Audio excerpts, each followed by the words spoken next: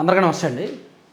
వైఎస్ఆర్ కాంగ్రెస్ పార్టీలో ఒక నాయకుడి గురించి మనం ఇప్పుడు ఖచ్చితంగా చెప్పుకోవాలి. ఒక విధంగా వైసీపీకి జగన్మోహన్ రెడ్డి గారి తర్వాత కర్త కర్మక్రియ మొత్తం అన్నీ ఆయనే. బయటకు కనిపించేది వినిపించేది సజ్జల రామకృష్ణారెడ్డి గారు కావచ్చు. కానీ వైసీపీది పార్టీ పరంగా రాజకీయంగా విధానపరంగా నడిపిస్తున్నది ఆయనే. ఇప్పుడు ప్రభుత్వాన్ని ముప్పు తిప్పలు పెడుతున్నది ఆయనే. శాసనసభ సమావేశాలు ఎప్పుడు జరిగినా గత 15 నెలల నుంచి శాసనసభ సమావేశాలు ఎప్పుడు జరిగినా శాసన మండలిలో ప్రతిపక్ష నేత పాత్ర పోషిస్తూ ప్రభుత్వాన్ని ముప్పు తిప్పలు పెట్టి ప్రతి అంశంలో కూడా ప్రభుత్వాన్ని ఇరుకును పెట్టే ప్రయత్నం చేస్తూ వైసీపీ వాయిస్ను బలంగా వినిపిస్తున్నది ఆయనే. కేవలం ఒక్క నాయకుడి ద్వారానే ఒక్క నాయకుడి భుజం మీద తుపాకీ పెట్టి జగన్మోహన్ రెడ్డి గారు రాజకీయాన్ని నడిపిస్తున్నారు అని ఖచ్చితంగా చెప్పుకోవచ్చు. ఆయనే బొత్స సత్యనారాయణ గారు. ఆయన 2015 ఆగస్టులో ఎమ్మెల్సీ అయ్యారు. అప్పటి నుంచి ఆయన శాసన మండలిలో ప్రతిపక్ష నేత పాత్ర పోషిస్తున్నారు. శాసనసభలో వైసీపీకి బలం లేదు, సంఖ్యాబలం లేదు, ప్రతిపక్ష నేత హోదా లేదు. సో శాసనసభలో ప్రతిపక్ష నేత హోదా ఇస్తేనే మేము అసెంబ్లీకి వస్తామని చెప్పి జగన్మోహన్ రెడ్డి గారు ఎమ్మెల్యేలు చేతులు ఎత్తేశారు. కానీ శాసన మండలిలో వైసీపీకి సంఖ్యాబలం ఎక్కువ ఉంది. అధికార పక్షం కంటే వైసీపీకే సంఖ్యాబలం ఎక్కువ ఉంది.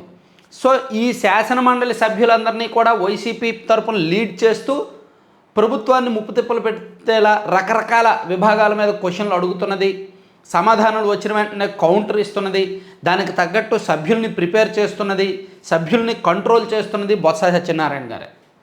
ఆయన్ను వ్యక్తిగతంగా ప్రభుత్వం టార్గెట్ చెయ్యదు కూడా. ఎందుకంటే ఆయనకున్న అనుభవం, ఆయనకున్న విషయ పరిజ్ఞానం, ఆయనకున్న ఆ ప్రాంతంలో ఆయనకున్న గౌరవం అటువంటిది. మేబీ రాష్ట్ర వ్యాప్తంగా ఆయన ఒక అవినీతి పరుడు కావచ్చు, అండ్ మద్యం విషయంలో కావచ్చు, అండ్ విద్యాశాఖ మంత్రిగా కమిషన్లు తీసుకున్నాడని రకరకాల అవినీతి ఆరోపణలు ఉండొచ్చు కాక. మీరు చూడండి, కూటమి ప్రభుత్వం వచ్చిన తర్వాత అనేక అంశాలను విషయాల్లో కుంభకోణాలు బయటకు తీస్తున్నారు. ఈ ఐపీఎస్ అధికారి సంజయ్ గారు 1,19,00,000 కాజేశారని చెప్పి ఆయన్ని కూడా అరెస్ట్ చేశారు కదా. సిఐడి చీఫ్గా ఉన్నప్పుడు ఎస్సీ ఎస్టీ సదస్సుల పేరిట 1,19,00,000 అవినీతి చేశారని ఆయన అరెస్ట్ చేశారు. బెయిల్ వచ్చినా సరే మళ్ళీ అరెస్ట్ చేశారు. కానీ విద్యాశాఖ మంత్రిగా బొత్స సత్యనారాయణ గారు జగనన్న విద్యా కానుక కిట్లలో 50 కోట్ల వరకు లంచం తీసుకున్నాడనే ఆరోపణలు ఉన్నప్పటికీ దాని మీద విచారణ జరిపించట్లా తెలుసా. అండ్ టీచర్ల ప్రమోషన్లో చివరిలో వైసీపీ దిగిపోయే 3 నెలల ముందు లంచాలు తీసుకున్నారనే ఆరోపణ ఉన్నప్పటికీ ఆయన జోలికి వెళ్ళట్లా. ఎందుకంటే ప్రభుత్వం ఆయన జోలికి వెళ్ళదు. ఆ ప్రాంతంలో ఆ 3 జిల్లాల్లో ఉత్తరాంధ్రలో తూర్పు కాపు కమ్యూనిటీకి ఆయన పార్టీలకు అతీతంగా పెద్ద దిక్కు. ఆయన జోలికి ప్రభుత్వం వెళ్తే ఆ కమ్యూనిటీ మొత్తం ఏకమైపోతారు, పార్టీలకు సంబంధం లేకుండా. అందుకని ఆయన్ని చాలా జాగ్రత్తగా డీల్ చేస్తుంది ప్రభుత్వం. సో ప్లస్ ఆయన కూడా గతంలో అనేక శాఖలకు మంత్రిగా పనిచేశారు. 1999లో ఆయన ఫస్ట్ టైం ఎంపీ అయ్యారు, బొబ్బిలి ఎంపీగా గెలిచారు. ఆ తర్వాత 2004, 2009లో చీపురుపల్లి నుంచి ఎమ్మెల్యేగా గెలిచారు. ట్రాన్స్పోర్టేషన్ మినిస్టర్గా పనిచేశారు, రవాణా శాఖ మంత్రిగా పనిచేశారు, పంచాయతీరాజ్ శాఖ మంత్రిగా పనిచేశారు, అండ్ హౌసింగ్ డిపార్ట్మెంట్ మంత్రిగా పనిచేశారు, అండ్ పీసీసీ అధ్యక్షుడిగా రాజశేఖర రెడ్డి గారు ముఖ్యమంత్రిగా ఉన్నప్పుడు ఈయన ఆంధ్రప్రదేశ్ కాంగ్రెస్ కమిటీ అధ్యక్షుడిగా పనిచేశారు. ఆ తర్వాత 2014లో ఓడిపోయారు, కాంగ్రెస్ నుంచి పోటీ చేసి. 2019లో మళ్ళీ వైసీపీ తరఫున పోటీ చేసి గెలిచి మళ్ళీ మంత్రిగా మున్సిపల్ శాఖ మంత్రిగా చేశారు, అండ్ విద్యాశాఖ మంత్రిగా పనిచేశారు. ఇలా దాదాపుగా 7 శాఖలకు ఆయన మంత్రిగా పనిచేశారు. ఆ అనుభవం ఉంది. అంటే ఆయా శాఖల్లో పరిపాలనా అంశాల మీద పట్టుంది. ఒక సీనియర్ మంత్రిగా, ఒక 15 ఏళ్ల పాటు మంత్రిగా పనిచేసిన వ్యక్తిగా పరిపాలన మీద పూర్తి పట్టుంది. అలాగే ఒక జాతీయ పార్టీకి రాష్ట్ర అధ్యక్షుడిగా పనిచేసిన అనుభవం ఉంది కాబట్టి రాజకీయాల మీద, రాజకీయ నిర్ణయాల మీద పట్టుంది. ఇలా ఆయనకు అన్ని రకాలుగా అన్ని విభాగాల్లో విషయావగాహన పుష్కలంగా ఉందన్నమాట. ఆ అనుభవం, ఆ అవగాహన ఆయన మీద బాధ్యతను పెంచి జగన్మోహన్ రెడ్డి గారికి అత్యంత కీలకమైన నేతగా మార్చిందనమాట. ఇప్పుడు వైసీపీకి బలగం మొత్తం బొత్స గారే. ఈయన్ను అడ్డం పెట్టుకునే శాసన మండలిలో వైఎస్ఆర్ కాంగ్రెస్ పార్టీ రాజకీయం నడిపిస్తోంది. ప్రతి అంశంలో విద్యాశాఖ కావచ్చు, మున్సిపల్ కావచ్చు, లేదా పంచాయతీరాజ్ కావచ్చు, హౌసింగ్ కావచ్చు, కూటమి ప్రభుత్వం అమలు చేస్తున్న ఏ పథకం మీదైనా ఏ డిపార్ట్మెంట్ అయినా సరే బొత్స సత్యనారాయణ గారే లేచి క్వశ్చన్ అడగడం, దానికి మంత్రులు సమాధానం చెప్పడం, ఇమీడియట్గా మళ్ళీ బొత్స గారే కౌంటర్ ఇవ్వడం, దానికి ఈలోగా ఒకళ్ళిద్దరు సభ్యుల్ని ప్రిపేర్ చేయడం, ఇలా జరుగుతున్నాయి. అందుకే శాసనసభ సమావేశాలకు ప్రతిపక్షాలు రావట్లేదు, వచ్చినా వాళ్ళు సమాధానం చెప్పలేరు. కానీ శాసన మండలిలో వైసీపీ ఇంత బలంగా ఉంది అంటే కారణం బొత్స గారు. సింగిల్ హ్యాండ్తో లీడ్ చేస్తున్నాడు ఆయన ఒక రకంగా కూటమికి రాజకీయంగా ముప్పే, కూటమికి ఆయన ద్వారానే ముప్పు ఉంది. ఇంకో 2 ఏళ్ళు శాసన మండలిలో వైసీపీ సభ్యుల బలం అలాగే ఉంటుంది. 2028 వరకు కూడా శాసన మండలిలో వైఎస్ఆర్ కాంగ్రెస్ పార్టీయే సభ్యులు ఎక్కువగా ఉంటారు. 2028 మే జూన్లో దాదాపుగా వాళ్ళు ఒక 12 మంది పదవీ కాలం అయిపోద్ది. అప్పుడు కూటమికి బలం వస్తుంది. అప్పుడు బొత్స సత్యనారాయణ గారు మేబీ అప్పటికే ఆయనకు ప్రతిపక్ష నేత హోదా అయితే ఉంటుంది, ఎందుకంటే మోర్ దెన్ 10% సభ్యులు ఉంటారు కాబట్టి.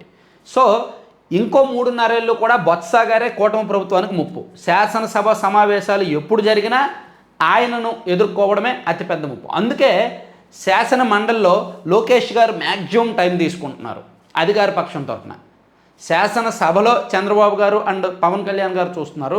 శాసన మండలిలో సవాళ్లతో కూడిన ప్రశ్నలు వస్తున్నాయి కాబట్టి, బలమైన ప్రతిపక్షం ఉంది కాబట్టి, సో దానికి తగ్గట్టు లోకేష్ గారు కూడా విషయ పరిజ్ఞానం పుష్కలంగా పెంచుకున్నారు కాబట్టి, లోకేష్ గారు కూడా గతంలో పంచాయతీరాజ్ శాఖ మంత్రిగా పనిచేశారు, కొన్ని అవార్డులు వచ్చాయి. అండ్ ఐటీ శాఖ మంత్రిగా పనిచేశారు, అండ్ ఇప్పుడు ఐటీ శాఖ మంత్రిగా అండ్ విద్యాశాఖ మంత్రిగా ఉన్నారు.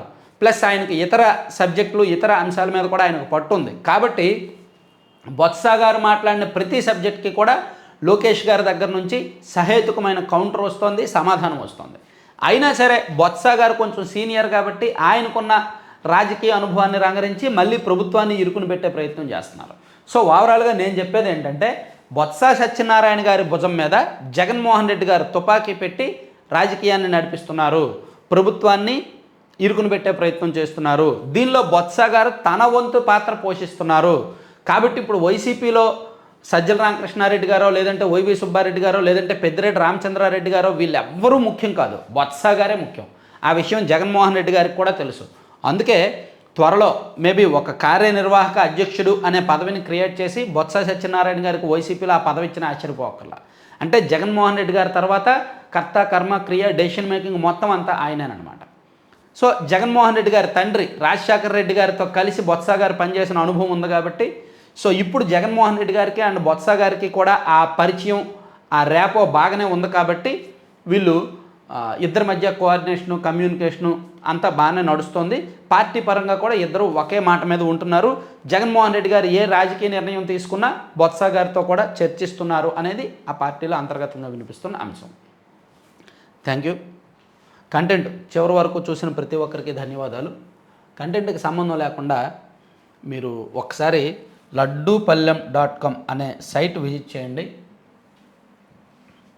సో వీళ్ళ ప్రత్యేకత ఏంటంటే, మీకు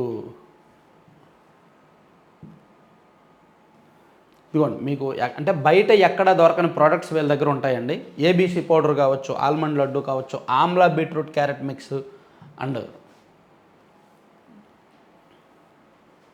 cashew chikki, cashew laddu, cashew masala and chia seeds, అంటే రకరకాల పౌడర్స్, డేట్స్ పౌడర్ అని, తర్వాత డ్రై డేట్స్ లడ్డు అని, అంటే రకరకాల పౌడర్స్, ఫ్లాక్స్ సీడ్స్, రకరకాల లడ్డూలు, హెల్దీ పౌడర్స్, హెల్దీ లడ్డూలు, ఎక్కడ కూడా వీళ్ళు షుగర్ వాడరు, పంచదార వాడరు, ప్యూర్ ఆర్గానిక్ బెల్లం పొడి అండ్ డేట్స్ పౌడర్ వాడతారు.